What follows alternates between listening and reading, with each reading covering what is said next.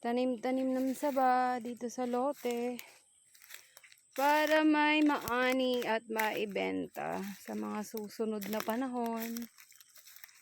Yan. Yun pa. Kahit makasampu lang ngayong araw na to. Tapos sa bandaron, nandun ang mga kalamansi ni ating Tessie.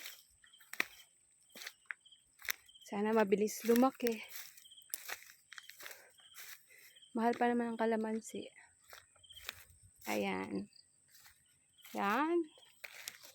Kalamansi. O, diba? Dami yan. Kalamansi ni Ate Tessie. Uy, may nakuha akong ligaw na ampalaya. Dahon na ampalaya. Masarap to. Pang munggo. Munggo days. Every Friday.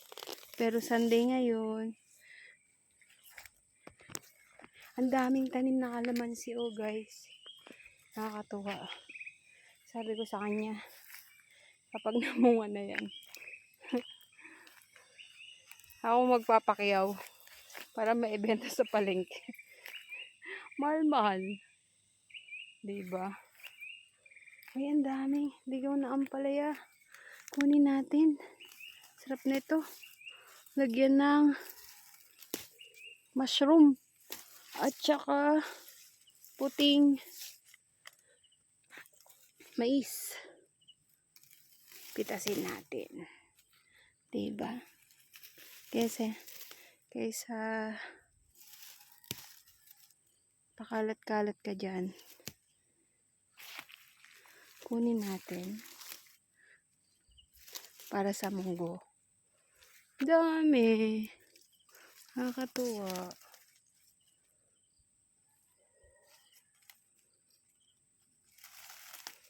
Diba? Dami.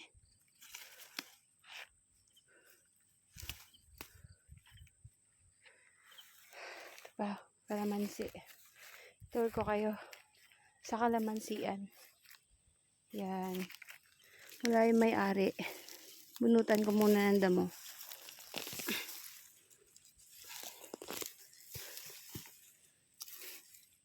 Galing.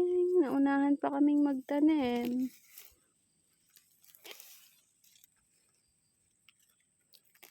Aray. May tinik. Ang pao. Oh, diba? At ang senyorita, anihin natin. Kinakain kasi ng unggoy at ibon. Meron na ditong pwedeng anihin eh. O yun po, oh, kalamansi. Nakakatuwa. Yun, dami. 30 pieces ata yung itinanim ni ate ko. And ito, kanya to. Aanihin ko na para may uwi. Bibigay sa kanya. Kakainin lang to ng hayop, sayang. Diba? Anihin na natin. Ibibigay ko sa kanya. Sayang. May hinog na yan. Ang ganda, oh. Senyorita, senyorita. Ito hindi pa. Bata pa. Payat pa. Tapos ito yung tanim ni abay ko. Sigarilyas. Yan. Sigarilyas. Hanggang doon. Hindi ko alam kung nasaan na siya. Oh, may yung mga bunga ng kalamansi hindi namin tinanggal. Baka magtampo kapag pinitas. Hayaan na lang nating malaglag. Yung iba nalaglag na. Yan, kalamansi. Galing. Yun, bakit naputol kaya to? Yan o, ang liit. Naputol siya. Siguro na ano to. Natapakan. Ang aming sigarilyas. Iikot natin. Sayang. Para umano siya. Gumapang pataas. Namitas ako ng kalamansi dito sa kapitbahay. Pero nagpaalam naman kami. Hindi sa puno sa may-ari. Ayan. Ang dami insekto. Kawawa yung dahon ng sigarilyas. Ang daming saba dito, guys. Saba, senyorita. Yung maliliit na saging katulad ng pinakita ko sa inyo kanina. Pag dumaan ka dito sa may kabilang lote, makikita mo ang dami-daming saging. Ang dami nilang pananim. Ito yung nabili naming lote sa kanila. Ibinenta sa amin. Yan. Yan, mula dyan sa natamnan ng abay ko. Hanggang dun. Nililinis pa niya. Hindi pa nalinis yan. Maluwag pa yung lilinisan niya. Malapit lang to sa unang lote namin kung saan nakatayo yung bahay namin. Laki ng bunga Gusto ko nang pitasin kaya lang baka magtampo. Baka pagalitan ako ng may-ari.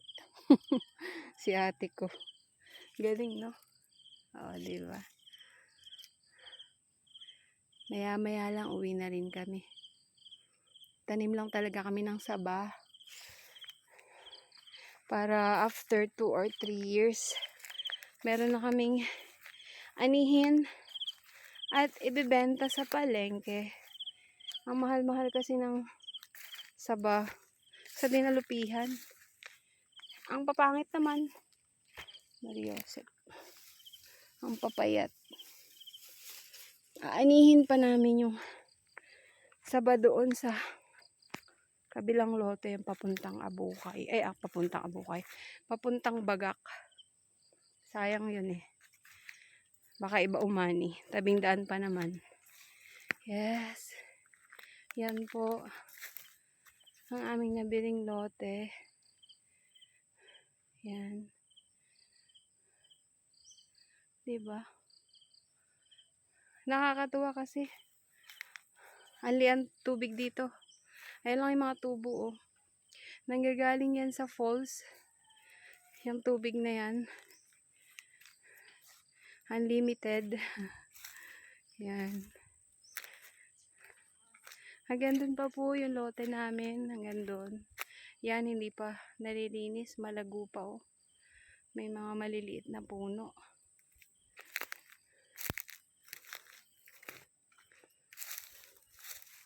Yan. Dati, may mga tanim tong yung may-ari nito, tinamnan niya ng mga gulay. Tulad ng okra. Ano pa? Uy, may ubi kami. Ayan, Ilang puno rin yan. 1, 2, 3, 4, 5, 6.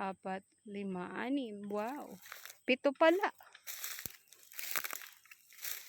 Diba?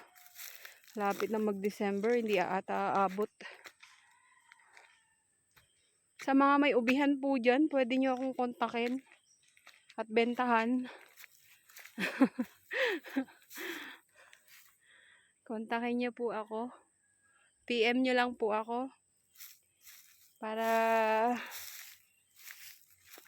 makapagbenta rin ng ube. Malapit ng bear.